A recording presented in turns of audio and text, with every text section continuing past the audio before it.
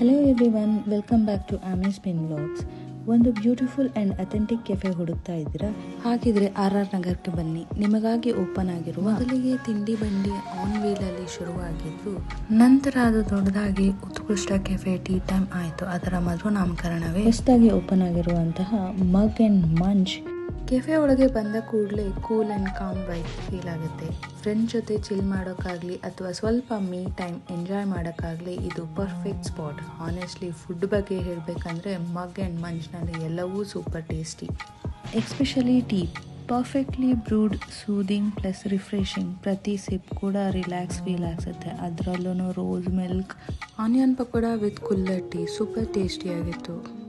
ಇನ್ನು ಚಾಟ್ ಕೌಂಟ್ರಿಗೆ ಬಂದರೆ ಮಸಾಲಾನೆಲ್ಲ ಅಲ್ಲೇ ಅವರೇ ಪ್ರಿಪೇರ್ ಮಾಡೋದ್ರಿಂದ ಇಟ್ಸ್ ಮೌತ್ ವಾಟ್ರಿಂಗ್ ಆಗಿತ್ತು. ತಿಂತಾ ಇದ್ರೆ ಇನ್ನೂ ತಿನ್ಬೇಕು ಅನಿಸ್ತಾ ಇತ್ತು. ಕಿಚನ್ ನೋಡಕ್ಕೆ ಹೋದರೆ ಕ್ಲೀನಾಗಿ ಹೈಜೀನ್ನ ಮೇಂಟೈನ್ ಮಾಡಿದ್ದಾರೆ. ಬನ್ನಿ ಓನರ್ ಜರ್ನಿ ಹೇಗಿತ್ತು ಅಂತ ಕೇಳೋಣ. ಫೇಮಸ್ ಬಂದು ಟೀ ವೆರೈಟೀಸ್ ಅಲ್ಲಿ ಫೇಮಸ್.